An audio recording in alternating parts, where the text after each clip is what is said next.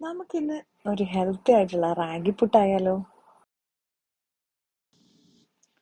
റാഗി പുട്ട് നല്ല സോഫ്റ്റ് ആയിട്ട് കിട്ടാൻ വേണ്ടിയിട്ട് നമുക്ക് ഇതുപോലെ ഒരു പാനിലേക്ക് ഇട്ടിട്ട് ഡ്രൈ റോസ്റ്റ് ചെയ്ത് ഒരു മിനിറ്റ് ലോ ഫ്ലെയിമിലിട്ട് എടുക്കാം. ഡ്രൈ റോസ്റ്റ് ചെയ്തതിന് ശേഷം നമുക്കിതൊന്ന് മാറ്റി വെക്കണം. ചെറുതായിട്ട് അതിൻ്റെ ചൂടൊന്ന് ആറി വരാൻ വേണ്ടിയിട്ട് കേട്ടോ. അതിനുശേഷം നമുക്ക് ഇതിൻ്റെ ചൂടാറുന്ന സമയത്ത് ഇതിലേക്ക് കുറച്ച് തേങ്ങയൊന്ന് ചേർത്ത് കൊടുക്കാം. നമ്മൾ പുട്ട് തയ്യാറാക്കുന്ന സമയത്ത് അതിലേക്ക് തേങ്ങ ചേർത്ത് കൊടുക്കുന്നതും പുട്ട് നല്ല സോഫ്റ്റ് ആവാൻ വേണ്ടിയിട്ട് നല്ലതാട്ടോ.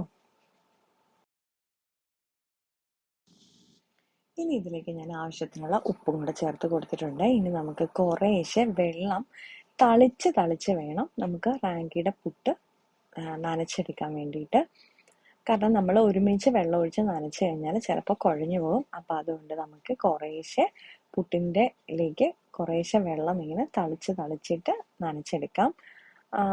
ഉപ്പുവെള്ളം തയ്യാറാക്കി വെച്ചിട്ട് അത് വെച്ചിട്ട് തളിച്ച് എടുക്കണമെന്നുണ്ടെങ്കിൽ അങ്ങനെ ചെയ്യാം കേട്ടോ.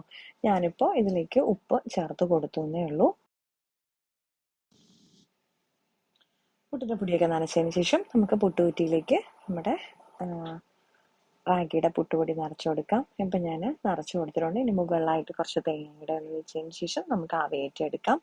നമ്മുടെ സാധാ പുട്ട് തയ്യാറാകുന്നതിനേക്കാളും കുറച്ചുകൂടെ ടൈം എടുക്കും നമ്മുടെ റാഗി പുട്ട് തയ്യാറായി വരാൻ കേട്ടോ. ഇപ്പം നമ്മുടെ ഹെൽത്തിയും ടേസ്റ്റിയും ആയിട്ടുള്ള നമ്മുടെ പുട്ട് ഇവിടെ തയ്യാറായിട്ടുണ്ട്.